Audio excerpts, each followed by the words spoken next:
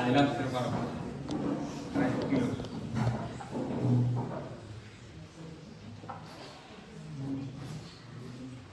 Bueno, hace mucho tiempo que yo no estaba por estos lados. Hemos estado viviendo varias cosas, aconteciendo varias cosas a nivel de ministerio, como familia también. Bueno, sobre todo este principio de año, desde el año pasado, creo que el día de hoy Dios está ya hablando desde el principio del culto con lo que respecta la vida cristiana en sí. Y la vida cristiana en sí se trata de constantemente ser probados, que nuestra fe constantemente es probada. De aquello que uno crece, eso es probado delante de Dios. Nuestra fe, nuestra manera de pensar, nuestra manera de tal vez avanzar en la vida en Cristo. Amén. Entonces, en estos últimos meses, yo sé que tal vez Cristian les contó, tuvimos la dicha de recibir un grupo muy grande allá en La Paloma. La mayoría eran extranjeros, no hablaban español. Fue un tremendo desafío para nosotros porque nosotros, como pasa en todos lados, como ministerio, a veces somos muchos y a veces somos poquitos.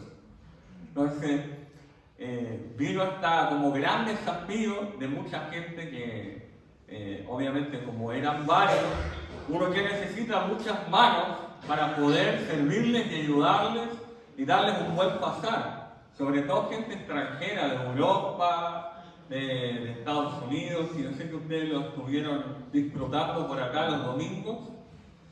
¿Y qué pasó en esta oportunidad? Éramos poquitos,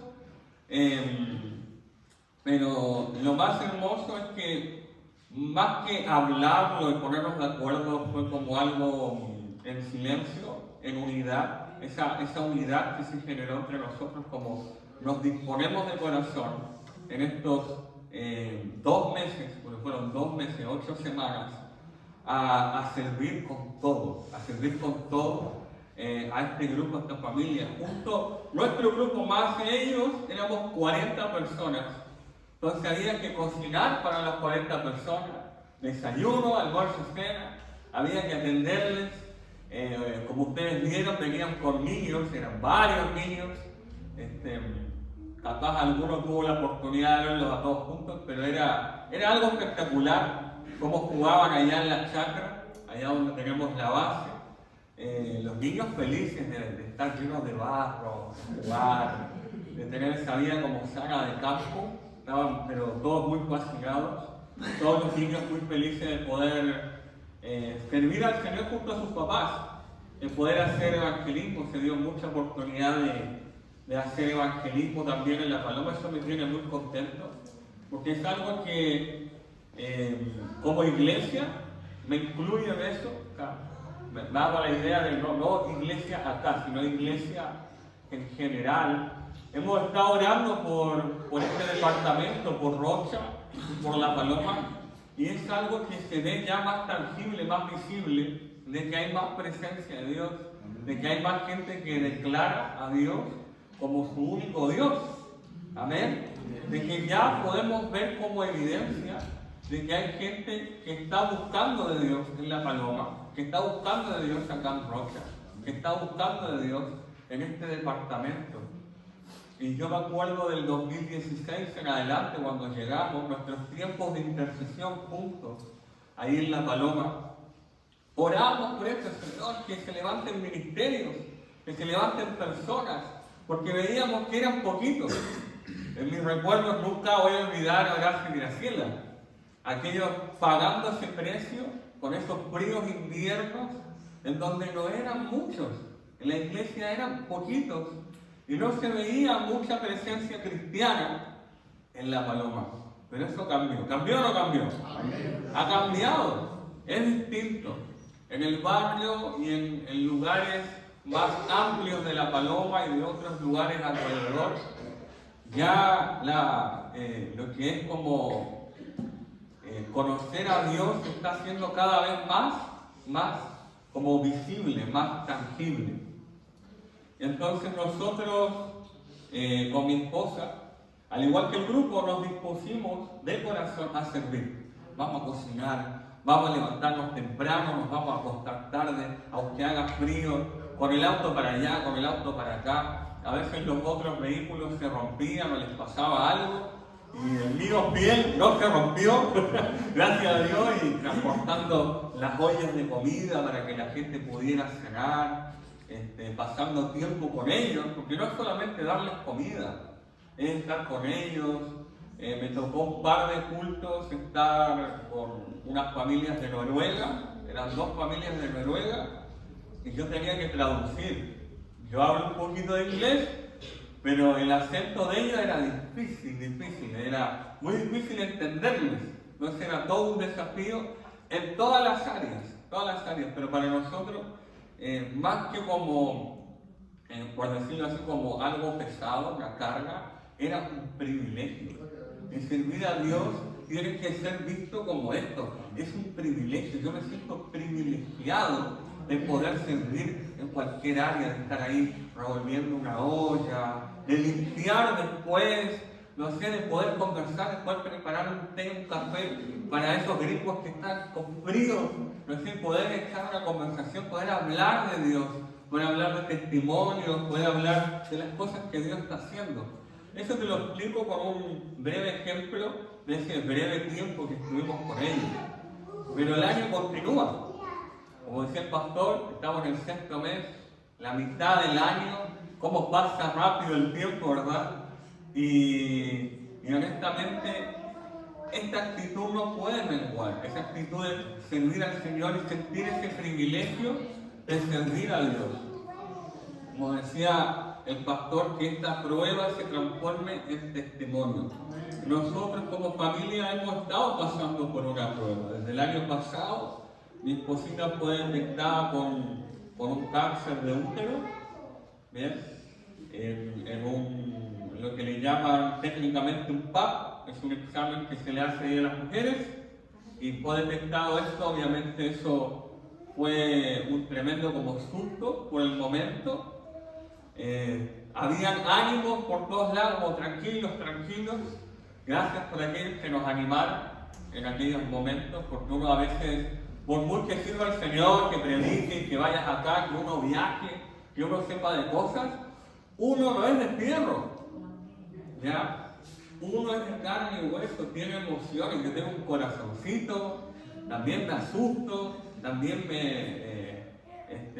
en momentos como estos, uno necesita cualquier palabra de aliento, no necesita ser un tremendo ministro, un tremendo pastor, cualquier persona que se acerque a mí a decirme tranquilo que todo va a estar bien, Dios está en autoridad, todo eso sirve, todo eso da un aliento. Nosotros avanzando desde el año pasado, noviembre, septiembre, noviembre hasta ahora, mi esposita acá por Rocha, fue hecho una biopsia, en donde estuvimos esperando el resultado prácticamente 1 mes y medio. Y nosotros estuvimos orando, dentro de todos los desafíos, estuvimos orando por mudarnos de casa. Había una casa muy estratégica,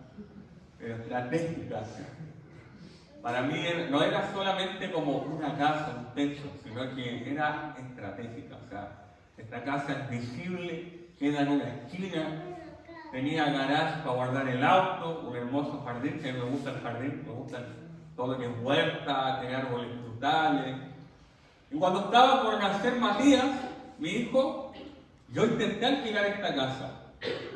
Y el hombre me pedía de todo, me pedía prácticamente, no sé, me pedía oro, plata, me pedía todo, cosas imposibles para mí realidad. Y Dios proveyó de una manera sobrenatural en la economía.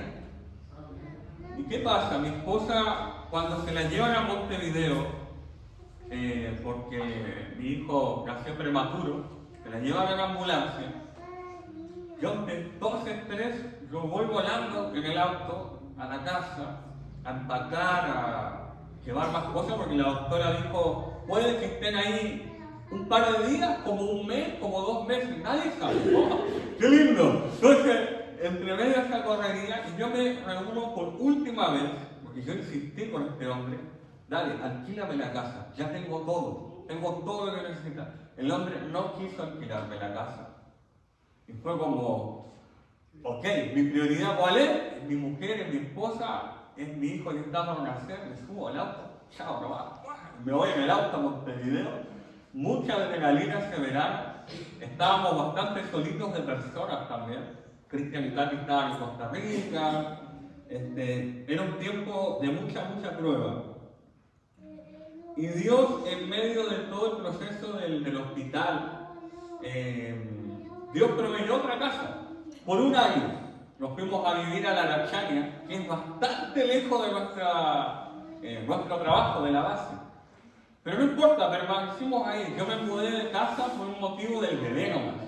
Necesitaba una casa que no se lloviera, que no fuera húmeda, porque estábamos viviendo en una casa así, que se llovía, estaba húmeda. Por eso el desafío de la casa.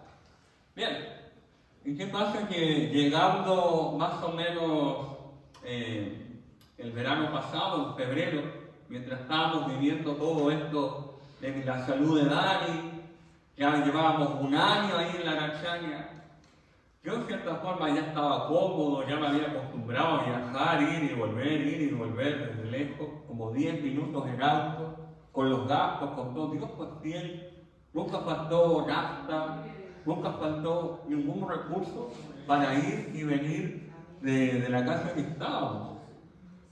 Pero con Dani, como queda tan al lado de la casa, algún día se la voy a mostrar. Está la base arriba, la chacra.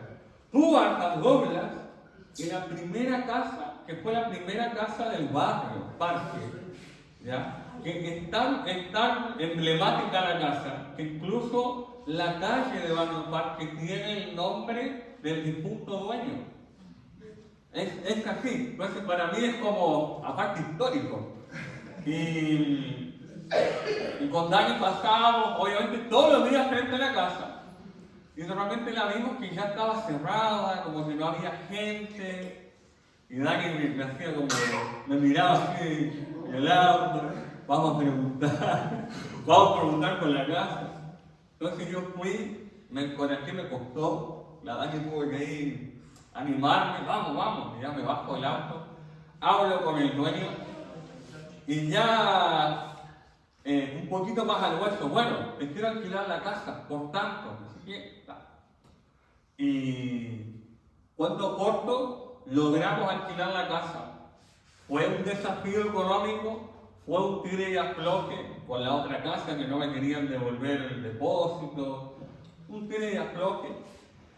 Y el punto a que voy es que yo estaba, el día que firmamos el contrato, acá en Rocha, estábamos de mañana, firmamos el contrato, estaban todas nuestras cosas en caja, todo embalado, y nos llaman de la policlínica.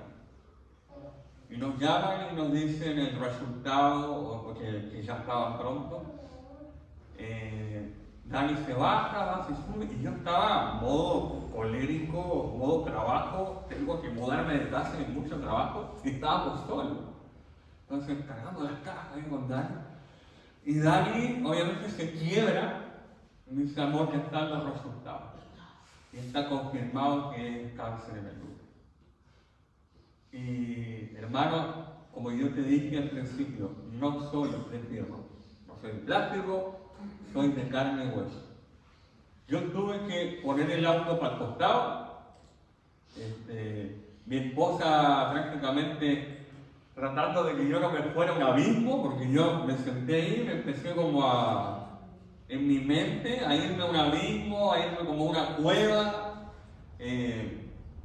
porque obviamente tu mente, tu cabeza trabaja.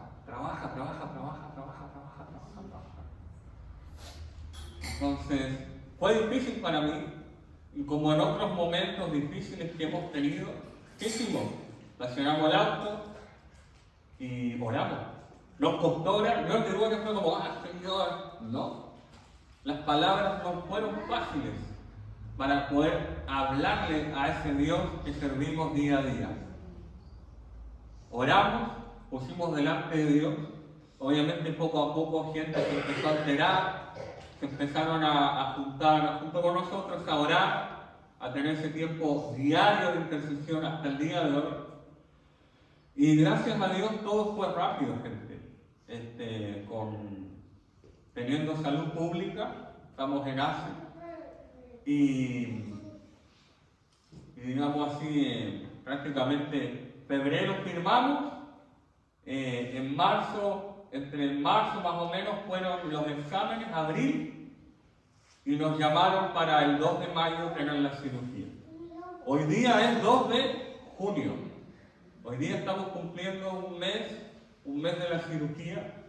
Yo quiero igual pedirles en sus oraciones que ustedes continúen orando por Dani, ¿ya? Porque todo lo que fue retirado es sometido a examen, es sometido a análisis, y obviamente después de eso los cirujanos van a tomar una decisión de cómo continúa el tratamiento.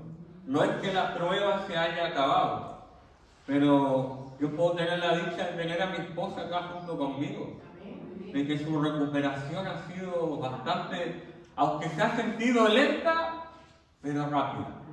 Y entre medio hemos tenido pruebas. A ella se le abrieron los puntos en Montevideo.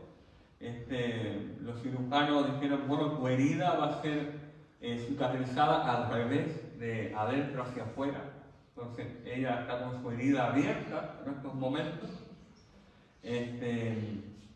Y hemos estado haciendo el tratamiento, y su herida está cerrando bastante rápido. Con el tratamiento que se está haciendo, nos hemos sorprendido, hemos quedado choqueados de cómo ha avanzado de rápido desde que comenzamos un tratamiento acá en Rocha, en La Paloma. Ahí después les contamos por qué, pero es impresionante. Y eso, estamos agradecidos con Dios. El día de la cirugía, hermanos, yo le abro mi corazón, antes de empezar a tocar la palabra. El día de la cirugía, como otros días y otras pruebas que he tenido en un hospital, ya, esperando una noticia, esperando que me vengan a dar algún reporte, también mi cabeza trabajando a 1000, fue muy duro. Mi esposa se la llevaron a las 8 de la mañana y yo volví tipo 5 de la tarde, bajó la doctora, una de las doctoras. Decirme, no, tu esposa está bien, ¿no? La bajan en un par de horas. Yo como, me dio una respirada, porque fueron horas y horas que se hicieron eternas para mí.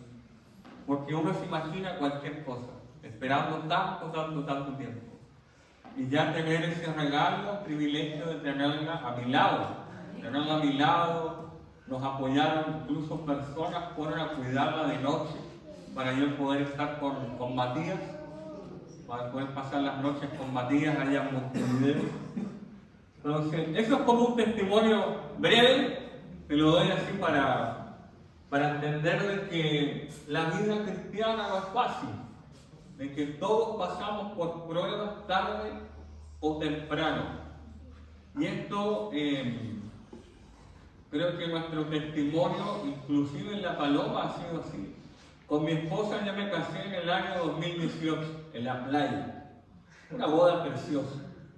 Y nosotros, obviamente, por un tema de que ya estábamos un poco más grandes, no teníamos 18 años, buscamos un bebé inmediatamente, y a los 4 meses nosotros perdimos ese bebé. Eso fue una de las primeras pruebas duras que nosotros vivimos como familia. Por eso para mí la ciudad de Rocha representa de repente el recordar esas pruebas, el recordar esos tiempos difíciles. Y antes de continuar tal vez esta historia, quiero que vayamos a la palabra de Dios, ¿les parece? Amén. Para poder leer una historia de una familia también, de un papá y una mamá, de una historia de personas totalmente normales como tú y yo. No personas así como, wow, tremendo héroe, con una espada, con una armadura. No, esta historia que tocó mi corazón el Señor hace un par de días es una historia común y corriente, pero con mucho propósito, en medio de una prueba. Vamos juntos al libro de Lucas, capítulo 1. El Evangelio de Lucas, capítulo 1.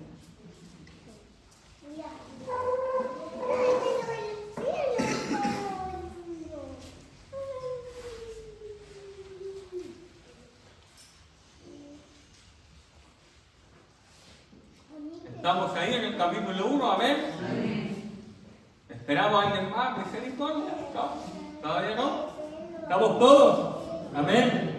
Capítulo 1, versículo 5 en adelante. Esta historia es hermosa y a veces la pasamos bastante rápido. Uno quiere llegar a la parte favorita, ¿no? Jesús y los evangelios y todas las aventuras con los apóstoles. Versículo 5 dice: hubo en los días de Herodes, rey de Judea, un sacerdote llamado Zacarías, de la clase de Abías. Su mujer era de las hijas de Aarón y se llamaba Elizabeth. O sea, Zacarías y Elizabeth. Versículo 6. Ambos eran justos delante de Dios y andaban irreprensibles en todos los mandamientos y ordenanzas del Señor. Bien, pero no tenían hijo, porque Elizabeth era estéril y ambos eran ya de edad avanzada. Aconteció que ejerciendo Zacarías el sacerdocio delante de Dios, según el orden de su clase, conforme a la costumbre del sacerdocio, le tocó en suerte ofrecer el incienso, entrando en el santuario del Señor. Y toda la multitud del pueblo estaba afuera orando a la hora del incienso, y se le apareció un ángel del Señor. Bueno, quiero parar acá para que vayamos ordenando un poco esta historia. Es una familia, es una persona, un marido y una mujer, un matrimonio. ¿Entendemos eso? Amén. Su nombre es Zacarías, ¿ya? Y de ella su nombre es Elizabeth. Una cosa a destacar es que ambos eran justos delante de Dios. La palabra dice que eran irreprensibles. O sea, era gente con testimonio, gente ordenada. Más allá de gente del Señor, no dice más detalles, pero eran gente que se notaban que eran de Dios. Amén. Amén. Y acá en el versículo 7, cada vez que la Biblia dice pero, es porque quiere destacar algo. Dice, pero no tenían hijo. Y había un motivo, porque Elizabeth era estéril. Y había otro motivo igual, que ambos eran de edad avanzada. ¿Ya? No dice la edad, hermanos, acá no dice la edad. Bien, pero por lo general los judíos, esto ya es más contexto histórico, por lo general los judíos, un hombre, para poder ser considerado hombre en la cultura judía, tenía que ser mínimo de la edad de 30 años. 30 años. Y la mujer, para poder ser considerada ya mujer y lista para poder estar, engendrar hijos y tener familia, cuando la mujer tenía su primer periodo menstrual, prácticamente 13 años, 14 años. Entonces, cuando un matrimonio se unía, prácticamente la edad era de una mujer de 14, 15 años, un adolescente, y un hombre de 30 años, porque culturalmente se manejaba de esa forma en aquel tiempo. Entonces, el cuerpo humano es el mismo de ahora y el mismo para atrás en la historia. Más o menos, ¿cuál es la edad avanzada de una mujer ya para tener hijos? Una edad ya que prácticamente está difícil.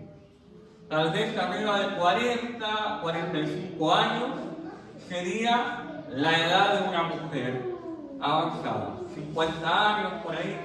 Bien, entonces a eso, 45, 50 años, súmale más 15 años, ¿ya? ¿Cuánto estaríamos hablando? Unos 65 a 70 años. Entonces ahí ya más o menos, ya sabes la edad que tenía Zacarías, unos 70 años, y la edad que tenía Elizabeth, unos 40, 45, 50 años. No lo dice acá, pero eso ya podemos entenderlo un poco con la ciencia, un poco también con estudiar la cultura de la palabra de Dios. Amén. Amén. Entonces, ambos no tenían hijos y eran de edad avanzada. Entonces, esto ya era una prueba, ya era un desafío. Bien. Entonces, Zacarías le tocó, porque él era un sacerdote, él era descendiente de la tribu de Leví, a Zacarías le tocó ofrecer incienso. ¿Ya? ¿Has visto lo que es un incienso? Es un palito, le prenden un pollito, ¿ya? Y eso da un aroma especial. Bien, dentro del templo habían distintas formas de servicio al Señor.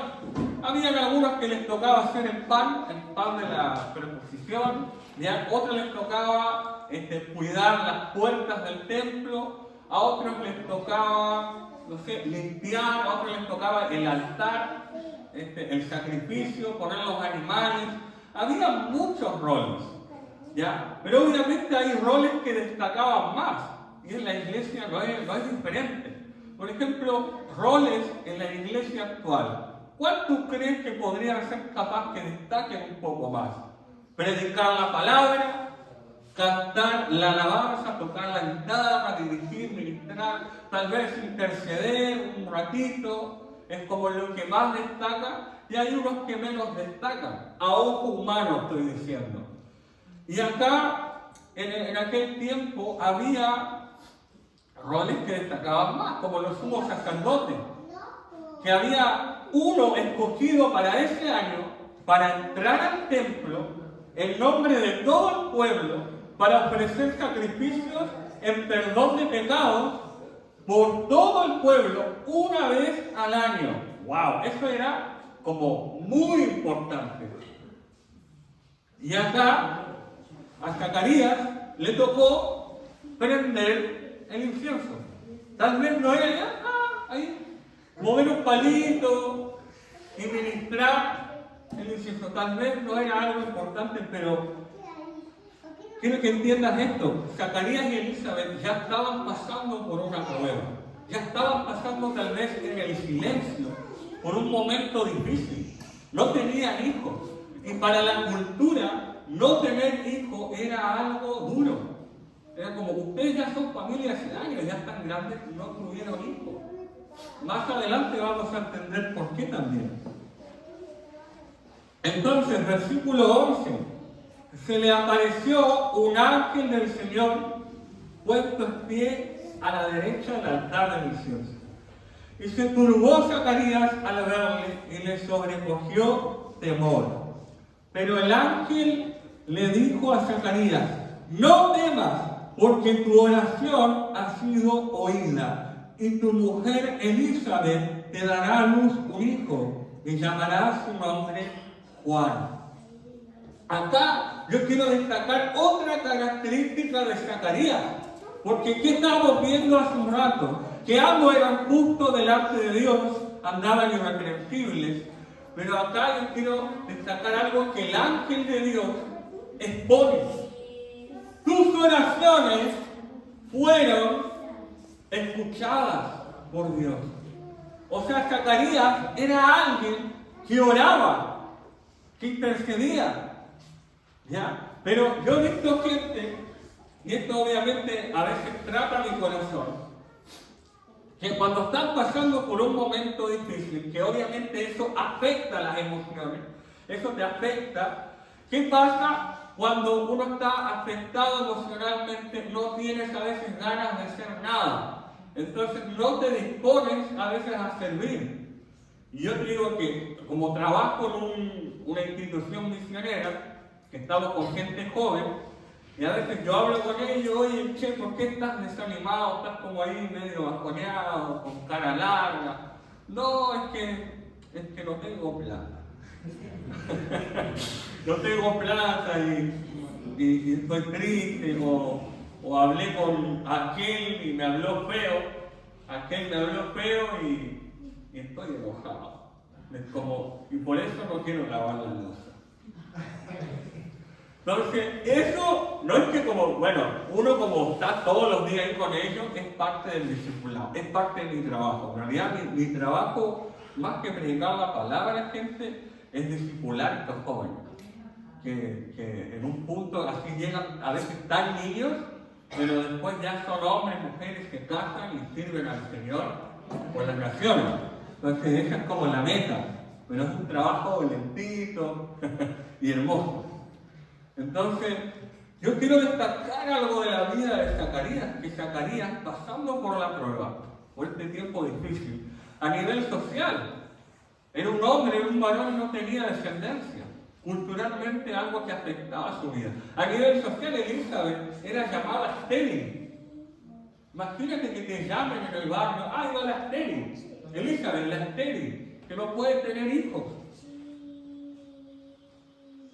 Y acá podemos destacar cómo el ángel, honrando su vida, no sé si en público o con mucha gente, yo creo que era algo íntimo, como lo que estaba aconteciendo acá, este momento sobrenatural. Pero primero le dice que no temas, porque tu oración ha sido oída. Imagínate ese privilegio de venga un ángel de Dios a decirte, tranquilo, no temas, porque Dios en lo secreto, en lo íntimo, en lo diario, en la persistencia del día a día, ha estado escuchando tus oraciones. Por eso yo estaba tratando de contarte un poco las pruebas, los testimonios que yo he estado viviendo como familia. Cuando yo perdí a mi hijo en el año 2019, mi esposa no tuvo problema cuando buscamos bebé en el inicio de nuestro matrimonio. No fue un problema tener el bebé, quedar embarazada. Fue bastante fácil. Estábamos, tan felices, tan gozosos, igual que con Matilde. Y cuando perdimos el bebé, obviamente fue un momento que quebró mi corazón. Hace tiempo que yo no lloraba con tanta amargura, con tanta pena. Pero al mismo tiempo, en el hospital, como testimonio, en este hospital acá en Rocha, declaramos, Dios sigue siendo bueno. Dios sigue siendo bueno. Tú sigues estando en la autoridad. Y incluso tuvimos que orar por él. Oramos por nuestro hijo para entregarlo en las manos del Señor porque estábamos sufriendo en esos días. Su corazón latía todavía, estaba vivo en el vientre, pero sabíamos que estaba pronto a volver a su origen con Dios. ¿Qué pasó? No quedó con esto, sino que volviendo a casa, Dani recuperándose con el tiempo, intentamos tener bebé, intentamos buscar un hijo y no pudimos. Y algo pasaba. ¿Y qué aconteció después del 2019, el 2020? ¿Qué pasó en el 2020? La pandemia. ¿Alguien intentó pedir una hora al médico en pandemia? Imposible. No hay hora, estaba todo desordenado, era todo un caos. Y nosotros no podíamos acudir a respuestas a nivel humano. Y cuando lo de la pandemia pasó, 2021, ya 2022, ya habían pasado más o menos 2 años, íbamos para 3 años, intentando buscar bebé y todo, Dani haciéndose análisis por fin, después de un buen tiempo. Y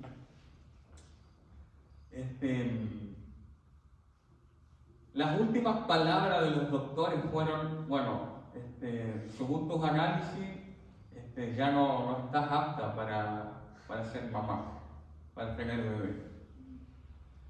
Y nosotros delante del doctor es como esta respirada, como, bueno, bien. Y la doctora hablando, como la doctora es muy linda, y hablando diciendo como pueden ir viendo otras opciones, como adoptar, como otras opciones.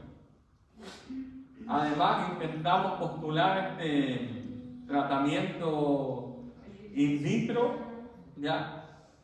Pero ya Dani había cumplido, ¿cuánto había cumplido, amor? 40 años. Y en Uruguay aceptaban hasta los 39. Y Dani ya tenía 40. ¿Ya? Entonces, para el gobierno, para la salud, ya mi esposa era de una edad avanzada. Bastante parecida a la historia.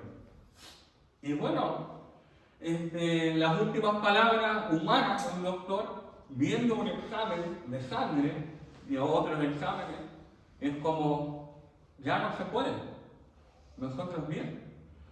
Lo que la doctora no sabía es que nosotros estábamos orando desde mucho tiempo atrás, y en la fidelidad de Dios, cuando íbamos a la playa, que la playa es como el lugar más romántico que vamos a orar con Dios, con Dani, ¿ya? Y en todas nuestras etapas, recién casados íbamos a pie, después cuando ganamos nuestra primera motito, con el mate, orando frente al mar. Y en aquella época andábamos en una motito, ¿no? Una motito más nueva, recién adquirida, ¿ya?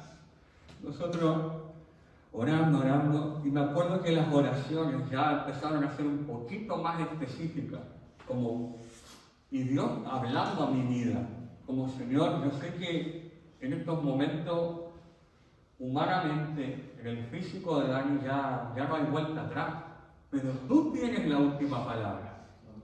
Tú tienes la última palabra. Tú puedes darle el soplo de vida, lo das tú. Porque tú y yo somos co-creadores, pero el creador es Él. Él nos da el privilegio de participar en el hecho de crear otro ser. Pero no va en mi responsabilidad, no va en mi poder. Yo no tengo el poder de en el vientre de Dani decir que haya vida ahí. No tengo ese poder. Humanamente en lo físico, tal vez, pero de que haya vida en ese vientre, solamente la autoridad la tiene Dios. ¿Lo crees? 2 o 3 semanas después tocó un viaje hermoso. Nos fuimos por primera vez a Ecuador. Y en Ecuador pasó un tema ahí de los pasaportes, y el grupo se dividió por 10 días.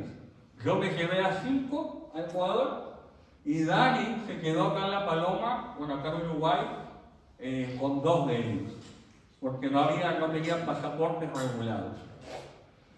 Y estos 10 días, Dani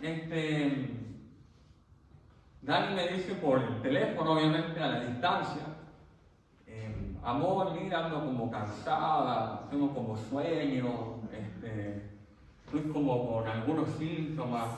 Pero nosotros, obviamente, pasaron 3 años. Habíamos hecho test de embarazo en otras oportunidades que habían dado negativo. Y obviamente nosotros queríamos, en esta oportunidad, queríamos guardar el corazón. No queríamos como emocionarnos una vez más, porque, les vuelvo a repetir, no somos de fierro, ¿ya? Somos de carne y hueso. Tengo corazoncito, tengo emociones, mi esposa también, ¿ya? No nos veas como unos soldados indestructibles, los prisioneros, los cocomeros. No, somos igual que tú, las cosas me afectan. Entonces, cuando Dani logra llegar a mí, desde Uruguay a Ecuador, la primera noche, de la manito, salimos a la farmacia, compramos test de embarazo, y no hicimos el test de embarazo. ¿No? Porque queríamos guardar el corazón, acuérdate. Entonces, ¿dónde lo pusimos? Lo pusimos en la maleta, la valija. Vamos en la valija. Y dijimos, no, vamos a esperar. Y tocó que fuimos a donde unos pastores que nos consiguieron la vacuna de la fiebre amarilla, porque posterior a un tiempo más, nos iba a tocar ir a la selva. Y en la selva hay muchos bichos peligrosos. Entonces, las embarazadas no se pueden vacunar contra la fiebre amarilla. Mi esposa es enfermera. Entonces mi esposa en la noche estaba como, ¿qué hago? Amor, ¿qué hago? No me, si estoy embarazada, no sé qué, ¿cómo hago? Y no sé qué. Ahí empezó como todo el tema. Y dije, bueno, por ahí está el test en la maleta. La mañana temprano nos levantamos, hacemos el test y ahí vemos. Estábamos en casa ajena. Estábamos en la casa de una hermana, que más encima era como unas paredes, pero como que no, la pared no continuaba hacia el techo. Entonces se escuchaba todo al otro lado, en el baño, en las habitaciones, los olores y los ruidos, todo. Imagínate yo y Dani en un baño así haciendo los dos juntos, ahí sentada ahí, operando ahí, ¿bien? Y ve el test y dio positivo. Dio positivo. Está, pero como unos incrédulos, yo no la creía. Decía, no, esto. No puedes conmigo, Dios, tengo emociones. Ya, fuimos al hospital, los chicos se vacunaron, yo también, con la fiebre amarilla. Dani dijo, estoy embarazada, creo. Entonces, no, vos no podés, bien. Y al frente había un laboratorio que ofrecía los test de embarazo por de sangre, que eran baratos, era particular, como $5. Y lo pagamos, demoraba como 30 minutos en dar el resultado, en 10 minutos dio positivo. Yo como estás embarazado. Yo lo creía, y bueno, ya que estamos, paguemos una ecografía, que puedes escuchar el corazón. Y ahí Dani sí se escuchó el corazón ahí. Y dijo, no me puedo creer, está ahí. Entonces todas las emociones, nosotros en Ecuador, nadie de nuestro círculo de confianza sabía, ni mi mamá, nadie estaba enterado. Qué hermoso. Algo re secreto entre nosotros y Dios. ¿Ya? Y Dios, yo creo, al igual que Zacarías, escuchó mis oraciones, las mías de Dani juntos. ¿Ya? Porque no se trata de un tema como de que paso por la prueba, las pruebas van a venir, vendrán más a futuro. Pero se trata de la constancia. Es como ir al gimnasio. Te lo pongo un ejemplo más gráfico. Cuando vas al gimnasio y quieres mejorar tu salud, hacerte más fuerte, no vas a ver los resultados a un mes. ¿O no? Y te miras al espejo y te ves igual. Se trata de ser constante. No estar 8 horas en el gimnasio y nada, no. Porque estés 10 minutos diarios por unos 2 o 3 años, tú vas a ver una diferencia. Y en la vida espiritual es igual. Tu vida espiritual, tu fe, no va a crecer porque vos vengas a la iglesia 2 semanas, te pongo a orar fuerte y yo asisto a todas las actividades de la iglesia y de repente, ¡pum!, me desaparezco tal vez 1 año, 2 años. No, se trata de la constancia. A veces como la hermana que no puede venir, porque los viernes te dijo que no puede venir por sus motivos, pero no importa. Lo importante es la constancia. Lo importante como es Zacarías, es esa actitud de servir. A él no le tocó servir como sumo sacerdote, como lo más importante. ¿Qué estaba haciendo él? El incienso. Tal vez no es la parte como más espectacular, pero él en medio de esta prueba fue con toda una actitud a servir a Dios, a encargarse de los negocios del Padre. Y el Padre estaba velando por las necesidades de él. Y lo cumplió. Amén. Amén. Entonces aparece este ángel, es un momento sobrenatural. Le dice que no tema, que su oración ha sido oída. Y no estamos hablando de cualquier hijo. ¿Quién era Juan? Este Juan el Bautista. ¿Quién era Juan? El que preparó el camino ¿para quién? ¿Para quién? Para Jesús, para el Salvador. Y aparte Juan teniendo el privilegio de ser primo del Salvador. Ser primo, ser pariente. Bien.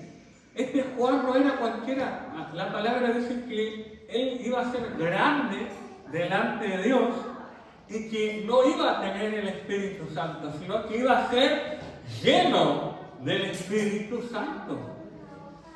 Entonces, yo veo en esta familia, en esta futura mamá, papá, mamá, esperando a este bebé, esta promesa, los veo como Dios, independiente de la edad avanzada, como Dios da y cumple una promesa con tanto propósito, con tanto propósito. Y me encanta porque cuando yo leo edad avanzada, hay tantas historias en la Biblia que habla del llamado de Dios y que no tenés que tener 15 años, 18 años para decirle a Dios, acá estoy, para servirte. ¿Está? ¿Tú conoces la historia de Moisés? ¿Sabes quién es Moisés? Cuando Moisés se acerca al fuego, a la zarza, ¿ya?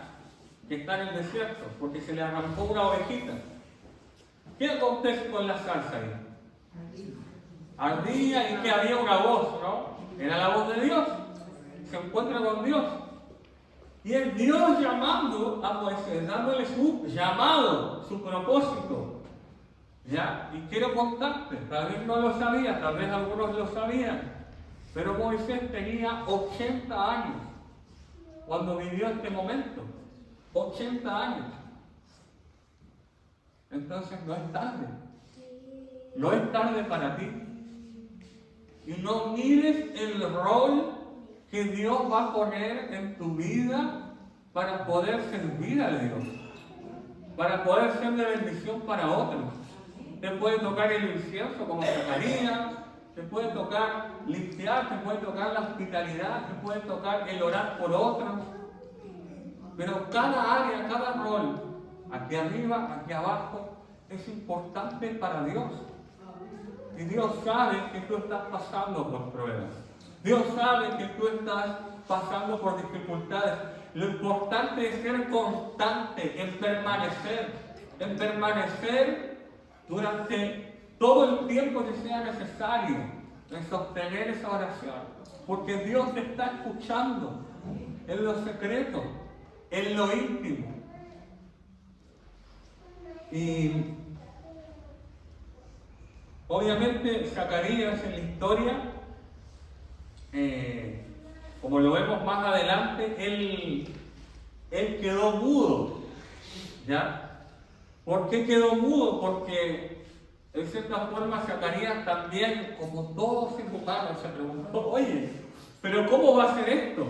¿Cómo va a acontecer? Yo soy de edad avanzada, mi mujer igual.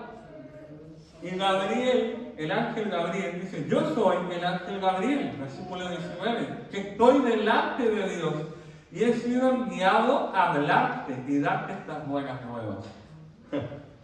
Me da como un poco de gracia porque es como, ¿cómo estás teniendo un momento sobrenatural? Un ángel es como, yo, el ángel, que estoy delante de Dios, tienes el privilegio de que yo venga literalmente a hablarte.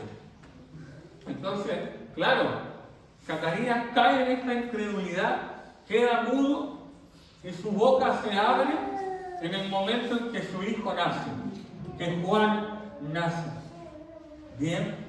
Más adelante continúa otra historia en paralelo que es de María. María también tiene un encuentro con un ángel, ¿ya? Que también va a tener un hijo de una manera muy sobrenatural. ¿Ya? Ese hijo llamado Jesús, amén. ¿Ya? Y en el versículo 36 y 37 dice, he aquí tu parienta Elizabeth, ella también ha concebido hijo en su vejez. Y este es el sexto mes para ella, la que llamaban estéril, porque nada hay imposible para Dios. Aquí entendemos también cómo llamaban a Elizabeth en el barrio. La llamaban estéril. Pero como decía el pastor, esa prueba se transformará en testimonio. Y ahora, cómo esa mujer Elizabeth, tal vez cómo la vida de ella, tomando la mano de otra mujer que tal vez estaba con dificultad para tener hijos. Mira, Dios lo que hizo con mi vida, Dios también puede hacerlo contigo. Mira lo que hizo Dios con mi familia. Mi esposo estuvo orando conmigo día y noche, día y noche. Y con edad avanzada, ya viejitos, Dios nos dio el privilegio de ser papás. Yo me imagino cómo continuó la historia. No está escrito, pero ellos no murieron acá. Su vida continuó. Criaron a Juan.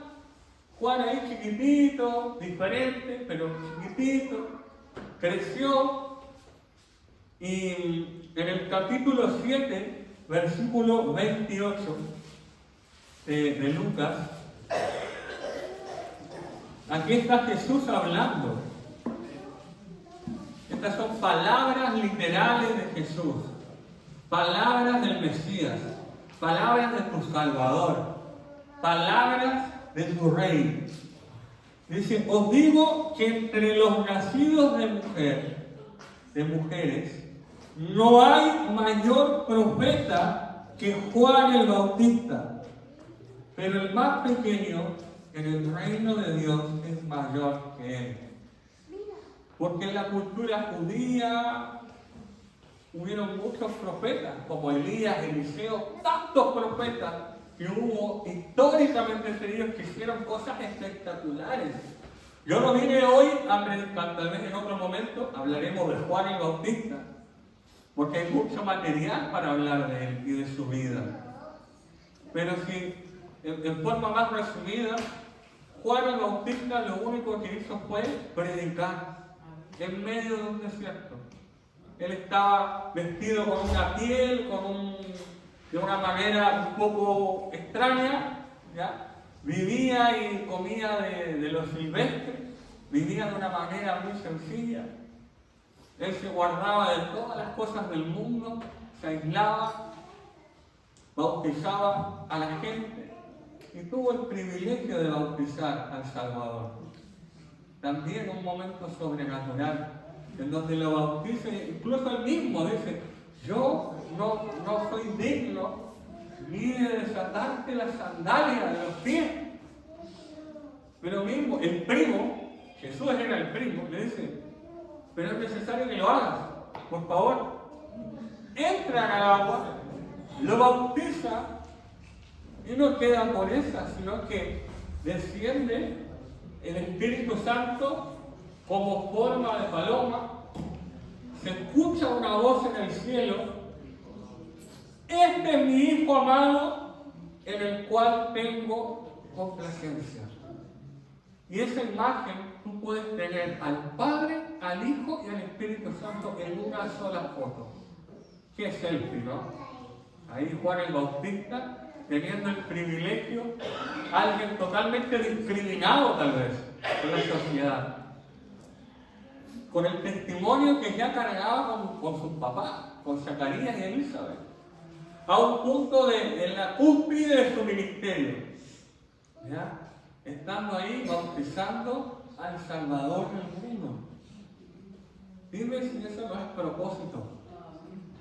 Dime si eso no es un privilegio. Por eso la actitud de tu corazón, independiente de las circunstancias, no debe cambiar. No debe cambiar esa actitud de venir a servir. Tal vez hoy día estoy trapeando el piso de la iglesia un poco triste, pero no importa, porque Dios está conmigo. Hoy día está lloviendo, hoy día hace frío, falta trabajo, falta dinero, hay dificultades en la familia, hay problemas que no lo pueden ni resolver ni la plata ni el tiempo. Esos problemas que solamente Dios puede intervenir. Como fue en la vida de Zacarías, como fue en la vida de Elizabeth, como fue en mi vida, como fue en la vida de mi esposa.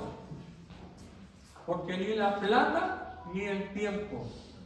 Porque cuando tú ves, estás en una situación estamos intentando tener un hijo, pero ya se acerca una edad que ya es más complicado. Cuando ya un doctor te dice, ya no puedes tener más hijos, ya no se puede, entonces el tiempo se acabó. ¿Puedo pagar para tener un hijo? No, no puedo, ya. Ni la plata, ni el tiempo, es solo Dios. Por eso te venía a compartir como parte de mi testimonio con esta historia, porque no estoy hablando de teoría. La palabra de Dios es viva. Y Dios nos permite pasar por estas pruebas para vivir su palabra. Y yo no quiero decir que la prueba se ha acabado. Estamos ahí todavía. Estamos ahí en la prueba. Amén. Quiero invitar a los hermanos que nos ayudan a dedicar un tiempito